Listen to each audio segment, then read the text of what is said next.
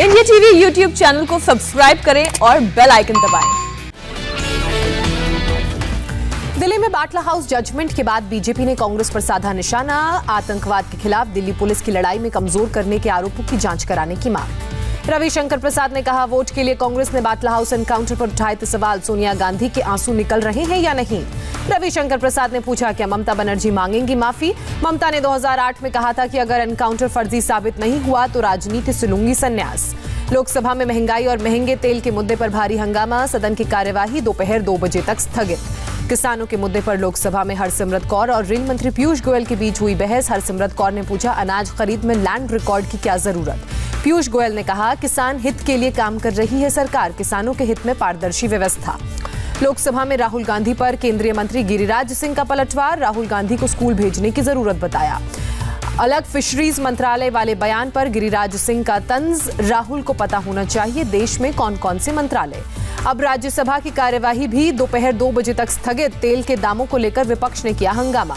विपक्षी सांसदों ने महंगाई पर चर्चा के लिए दिया था नोटिस, राज्यसभा के सभापति ने चर्चा की नहीं दी इजाजत। दिल्ली सरकार ने 69,000 करोड़ का बजट पेश किया। मनीष सिसोदिया ने कहा, आजादी के 75 साल पूरा होने पर 75 सप्ताह तक 500 जगहों पर तिरंगा लहराया जाएगा। दिल्ली सरकार ने तिरंगा फहराने के लिए 45 करोड़ का रखा प्रावधान, स्कूलों में रोजाना लगेगी देशभक्ति की क्लास। दिल्ली के बजट में भगत सिंह के जीवन पर कार्यक्रम के लिए 10 करोड़ का प्रावधान, बाबा साहब अम्बेडकर पर कार्यक्रम के लिए 10 करोड़ का प्रावधान। शिक्षा पर फिर दिल्ली सरकार का पूरा फोकस, कुल बजट का करीब 25% शिक्षा पर होगा खर्च। 16,377 करोड़ का शिक्षा बजट। दिल्ली के डिप्टी सीएम ने 9,934 करोड़ रुपए का हेल्थ बजट पेश किया, कुल बजट का 14% हिस्सा। बजट में दिल्ली में मुफ्त कोरोना वैक्सीन के लिए 50 करोड़ का प्रावधान। सिसोदिया ने कहा, दिल्ली के सरकारी अस्पतालों में कोरोना वैक्सीन फ्री लगती रहेगी। दिल्ली सरकार ने 2047 तक दिल्ली की प्रति व्यक्ति आय सिंगापुर के बराबर करने का रखा लक्ष्य। दिल्ली के हर नागरिक के लिए हेल्थ कार्ड जारी किया। पीएम मोदी ने भारत और बांग्लादेश के बीच बने मैत्री सेतु का वर्चुअल उद्घाटन किया। वर्चुअल कार्यक्रम में बांग्लादेश की पीएम शेख हसीना भी मौजूद। त्रिपुरा और बांग्लादेश के बीच बहने वाली फेनी नदी पर बना है पुल। पीएम मोदी ने कहा, फेनी ब्रिज के खुल जाने से अंतर्राष्ट्रीय सी पोर्ट से भारत का सबसे नजदीक का शहर बन जाएगा अगरतला। पीएम मोदी ने कहा, त्रिपुरा में डबल इंजन की सरकार से दिख रहा है बदलाव। पीएम मोदी ने पीएम किसान सम्मान निधि से लेकर आयुष्मान भारत योजना तक का लोगों को लाभ मिलने की बात कही। चुनाव लड़ने के ऐलान के बाद आज पहली बार नंदीग्राम जाएंगी ममता बनर्जी, कल करेंगी अपना नामांकन दाखिल। ममता ने पदयात्रा के बाद फिर खेला हौबे का लगाया नारा, कहा, बंगाल में सिंडिकेट नहीं चाहिए, बंगाल में मोदी नहीं चाहिए। ममता का पीएम मोदी पर हमला, कहा, चुनाव आने पर ही गैस देते हैं, आपका बर्बादी भाषण में सुनना नहीं चाहती, हर दिन मन की बात करते हैं। ममता बनर्जी बंगाल में टीएमसी की जीत का दावा करती नजर आईं, कहा, चाहे जितने जुमले दो हम ही जीतेंगे, बंगाल की लड़की रोशनी फैलाएगी। ममता के साथ पैदल मार्च करने वाली पार्टी उम्मीदवार जून मालिया ने भी लोगों को एड्रेस किया, कहा, बंगाल के घर घर में एक ही एनर्जी, ममता बनर्जी। ममता के मंत्री सिद्दीकुल्ला चौधरी का पीरजादा पर तीखा अटैक, कहा, फुरफुरा शरीफ के पीरजादा सीपीएम के चमचे हैं। सिद्दीकुल्ला चौधरी ने कहा, पीरजादा ने वोट काटने के लिए अलग पार्टी बनाई, कहा, पीरजादा वोट कटवा है। टीएमसी उम्मीदवार कौशानी मुखर्जी ने कहा, बंगाल को सिर्फ अपनी बेटी चाहिए, मां से मंदिर, मस्जिद, मां और ममता बनर्जी। टीएमसी में मचे भगदड़ पर बीजेपी प्रदेश अध्यक्ष दिलीप घोष का निशाना, कहा, पार्टी में अपमानित होने की वजह से विधायक छोड़ रहे हैं साथ। टीएमसी विधायक शीतल कुमार सरदार, दीपेंदु बिस्वास और जटू लहिरी ने भी थामा बीजेपी का दामन। कुल 5 विधायक बीजेपी में हुए शामिल। टीएमसी के विधायक रविंद्रनाथ भट्टाचार्य ने भी बीजेपी ज्वाइन की, टिकट नहीं मिलने से थे नाराज। बीजेपी ज्वाइन करने के बाद बोली एक्ट्रेस तनुश्री, कहा, बंगाल में असल परिवर्तन बीजेपी ही ला सकती है, बीजेपी को बताया अनुशासित पार्टी। 12 मार्च को नंदीग्राम से नामांकन दाखिल करेंगे शुभेंदु अधिकारी। नामांकन के दौरान केंद्रीय मंत्री स्मृति ईरानी भी होंगी मौजूद। बीजेपी ने बंगाल की एक और सीट पर उम्मीदवार का किया ऐलान। पुरुलिया की काशीपुर सीट पर कमलाकांता हसंदा को मैदान में उतारा। बंगाल में राजनीतिक हिंसा के शिकार बीजेपी कार्यकर्ताओं के परिवार से मिलेंगे अमित शाह और जेपी नड्डा। 13 मार्च से बंगाल का दौरा शुरू करेंगे अमित शाह। बीजेपी के मुताबिक पश्चिम बंगाल में अब तक 130 कार्यकर्ताओं की जान गई। 86 कार्यकर्ताओं के घर अमित शाह और 43 के घर जेपी नड्डा जाएंगे। सौरभ गांगुली ने सियासत में आने की संभावनाएं रखी जारी, कहा, देखते हैं क्या होता है, क्या मौका मिलेगा उसके हिसाब से लेंगे फैसला। बंगाल में पहले चरण के चुनाव में सभी मतदान केंद्रों पर होगी केंद्रीय अर्धसैनिक बलों की तैनाती, चुनाव आयोग ने किया ऐलान। बंगाल में पहले चरण के चुनाव में अर्धसैनिक बलों की 415 कंपनियां होंगी तैनात। चुनाव आयोग ने कहा, पहले चरण के सभी चुनाव केंद्र संवेदनशील। बीजेपी ने असम की डुमडुमा सीट पर ट्रेड यूनियन नेता रूपेश गोवाला को उतारा। हाल ही में बीजेपी में शामिल हुए थे रूपेश। असम में चुनाव से पहले सीएम पद के उम्मीदवार का ऐलान नहीं करेगी बीजेपी, प्रदेश अध्यक्ष रंजीत दास का बयान। असम चुनाव को लेकर बीजेपी की तैयारी हुई तेज, चुनाव प्रचार के लिए किराए पर लिए 5 हेलीकॉप्टर। असम कांग्रेस अध्यक्ष रिपुन बोरा ने गोहपुर से किया नामांकन दाखिल। स्पीकर हितेन गोस्वामी, अतुल बोरा, केशव महंता और रंजीत दत्ता ने भी भरा नॉमिनेशन।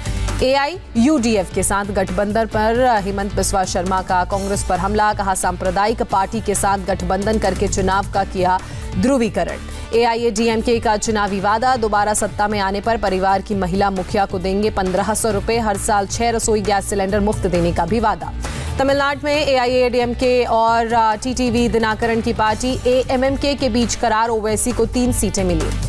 वानियमबाड़ी, कृष्णागिरी और शंकरपुरम सीट से AIMIM के उम्मीदवार लड़ेंगे चुनाव। उत्तराखंड में फिलहाल नहीं होगा किसी भी प्रकार का नेतृत्व परिवर्तन। दिल्ली में बीजेपी अध्यक्ष JP नड्डा से मिले उत्तराखंड के मुख्यमंत्री त्रिवेंद्र सिंह रावत। बीजेपी विधायक मुन्ना सिंह चौहान का दावा, त्रिवेंद्र सिंह रावत बने रहेंगे उत्तराखंड के मुख्यमंत्री। कुछ विधायकों की नाराजगी की बात को अफवाह करार दिया। मध्य प्रदेश के गृह मंत्री नरोत्तम मिश्रा का राहुल के सिंधिया पर दिए बयान पर पलटवार, कहा राजस्थान में सचिन पायलट को मुख्यमंत्री बना कर सकते हैं प्रयोग। नरोत्तम मिश्रा का तंज, कहा मध्य प्रदेश में सिंधिया के नाम पर लड़ा चुनाव, जीतने के बाद कमलनाथ को आगे किया। लव जिहाद के कानून के खिलाफ बोले मध्य प्रदेश के गृह मंत्री, ऐसा कानून पश्चिम बंगाल में लाया जाएगा। मध्य प्रदेश में कृषि विकास अधिकारी भर्ती परीक्षा में गड़बड़ी का आरोप, एक ही कॉलेज के 10 टॉपर। भारतीय सेना की कार्यशैली पर राहुल गांधी का ट्वीट, कहा आर्मी को 2.5 फ्रंट युद्ध लड़ने के लिए डिजाइन किया गया, हमें सीमाहीन युद्ध की तैयारी करनी चाहिए।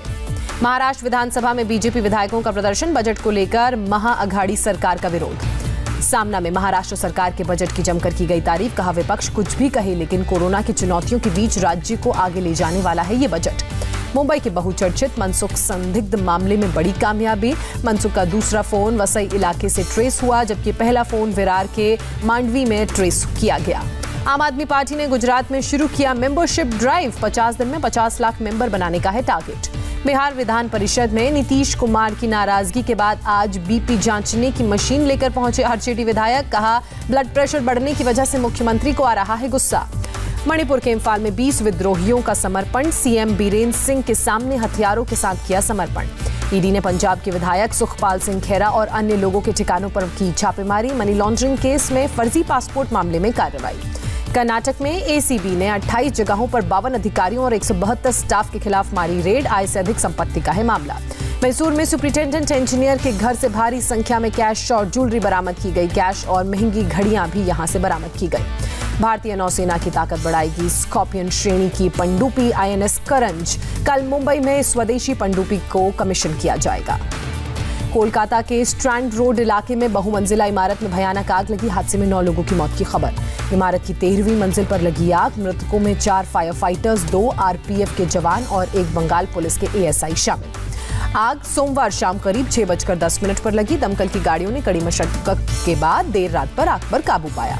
ज्यादातर मृतकों की मौत लिफ्ट में फंसने की वजह से दम घुटने के कारण हुई। आग बुझाने के दौरान जख्मी हुए 2 लोगों को अस्पताल में भर्ती कराया गया।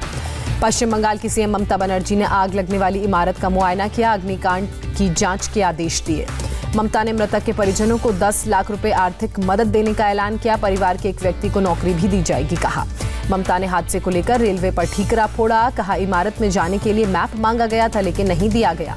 इमारत में पूर्व और दक्षिण पूर्व रेलवे का दफ्तर है, ग्राउंड फ्लोर पर कंप्यूटराइज्ड टिकट रिजर्वेशन काउंटर है। अग्निकांड के बाद टिकट बुकिंग का काम पूरी तरह से बाधित।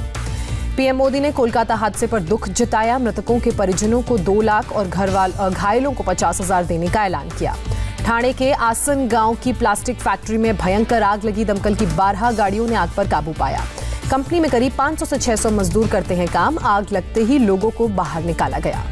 लखनऊ गोलीकांड में आया नया ट्विस्ट, सांसद कौशल किशोर का बेटा सामने आया, कहा मैंने जो भी किया लड़की के जाल में फंसकर किया। आयुष ने वीडियो जारी कर पत्नी पर आरोप लगाए। आयुष ने अपने माता पिता से माफी भी मांगी। आयुष पर खुद पर फायरिंग करवाने का है आरोप। दिल्ली रघुवीर नगर में मामूली बात पर युवक का मर्डर। पड़ोसी से गाली गलौज का विरोध करने पर करीब 20 लोगों ने लाठी डंडों से हमला किया। हमले में मृतक के परिवार के 5 लोग भी घायल हुए। पुलिस ने 6 आरोपियों को मामले में गिरफ्तार किया। आगरा में 24 घंटे के अंदर गिरफ्तार हुआ डबल मर्डर का आरोपी। मुठभेड़ के बाद बरामद हुआ तमंचा। जालंधर के गांधी वनिता आश्रम से भागने की कोशिश करने वाली लड़कियों का उचित भोजन और सुविधाएं नहीं देने का है आरोप। पुलिस ने मामले में कार्रवाई शुरू की। जम्मू कश्मीर में गैर कानूनी ढंग से रह रहे रोहिंग्याओं पर कार्रवाई। 155 रेफ्यूजी रोहिंग्या होल्डिंग स्टेशन में भेजे गए। हीरानगर जेल की सुरक्षा बढ़ाई गई। जेल में करीब 500 कैदियों को रखने की क्षमता। एलओसी के पास केरन सेक्टर में एक जवान का शव मिला, आत्महत्या की आशंका। देश में एक दिन में फिर 15,388 नए कोरोना के मामले, 77 लोगों ने गंवाई जान। एक्टर रणबीर कपूर को हुआ कोरोना, मुंबई के घर पर ही क्वारंटीन है। महाराष्ट्र में 24 घंटे में 8,744 कोरोना के नए मामले सामने आए। 22 मरीजों ने जान गंवाई। ठाणे के 16 हॉटस्पॉट पर लॉकडाउन का फैसला। 13 मार्च से 31 मार्च तक जारी रहेगा लॉकडाउन। नागपुर में जारी है कोरोना का कहर। पिछले 24 घंटे में 1,276 पॉजिटिव केस सामने आए। 11 मरीजों की मौत हुई। देश भर में अब तक 2 करोड़ 30 लाख लोगों को लगी कोरोना की वैक्सीन। एक दिन में 20 लाख लोगों को लगी वैक्सीन मैत्री के तहत भारत में बनी वैक्सीन की एक खेप जमाइका पहुंची। विदेश मंत्री एस जयशंकर ने ट्वीट कर इस बाबत जानकारी दी। न्यूजीलैंड में कोरोना वैक्सीनेशन के लिए खोला गया पहला बड़ा क्लिनिक। शुरुआत में 150 लोगों को लगाई जाएगी वैक्सीन। म्यांमार के यांगून में सैन्य तख्ता पलट के खिलाफ विद्रोह को दबाने के लिए पुलिस ने इस्तेमाल किए ग्रेनेड और रबर बुलेट्स। खबर की आधिकारिक पुष्टि नहीं। पश्चिमी यमन में हाउती विद्रोहियों का ड्रोन और मिसाइल से हमला, करीब 2 दर्जन से ज्यादा लोग जख्मी। टीम इंडिया और न्यूजीलैंड के बीच इंग्लैंड के साउथहैम्पटन में 18 जून से खेला जाएगा वर्ल्ड टेस्ट चैंपियनशिप का फिनाले। सौरव गांगुली ने की बाबत पुष्टि। चौथे टेस्ट में हार के बाद इंग्लैंड के ऑलराउंडर बेन स्टोक्स का खुलासा। कहा, पेट की बीमारी के कारण चौथे टेस्ट में उनका और कई खिलाड़ियों का वजन घटा। बांग्लादेश के खिलाफ ओडीआई सीरीज से बाहर हुए न्यूजीलैंड के कप्तान केन विलियमसन कोहनी की चोट की वजह से नहीं खेल पाएंगे सीरीज। लखनऊ में दूसरे वनडे में भारत की महिला टीम ने दक्षिण अफ्रीका को 157 रन पर समेटा। झूलन गोस्वामी ने झटके 4 विकेट। प्रियंका चोपड़ा से मिलने लॉस एंजलिस से लंदन पहुंचे उनके पति निक जोनस। कोविड होने की वजह से आइसोलेशन में थे निक। जानवी कपूर के साथ सेल्फी लेने की कोशिश करने पर भड़का मैनेजर। जानवी ने रुककर फैंस के साथ खिंचवाई सेल्फी।